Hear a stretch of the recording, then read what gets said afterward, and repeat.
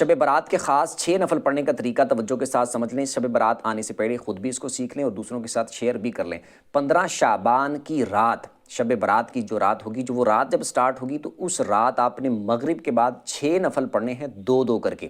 پہلے 2 میں آپ نے نیت کرنی ہے کہ اے اللہ ان 2 نفلوں کی برکت سے مجھے درازی عمر بالخیر عطا فرما۔ اللہ اکبر کہہ کے نماز سٹارٹ کرنی ہے۔ سبحانک اللہ پڑھیں پہلی رکعت میں، پھر الحمدللہ، پھر اس کے بعد قل هو اللہ پڑھ لیں 3 بار، رکوع سجدے کر کے 1 رکعت، اس کے بعد دوسری رکعت میں آپ الحمدللہ پڑھیں، اس کے بعد پھر 3 بار قل هو اللہ پڑھ لیں، رکوع سجدے کر کے اتحیات پہ بیٹھ جائیں، اتحیات پڑھ کے درود پڑھ کے دعا پڑھ کے سلام پھر کے 2 نفل پورے کریں، اور اس کے بعد پھر آپ نے 21 بار قل هو اللہ پڑھنی ہے، یا پھر 1 دفعہ سورہ یاسین پڑھ لیں۔ اس کے بعد پھر آپ نے 2 رکعتوں کے لیے کھڑے ہونا ہے، اس میں آپ نے نیت یہ کرنی ہے کہ اے اللہ ان 2 نفلوں کی برکت سے میری بلاؤں سے حفاظت فرما۔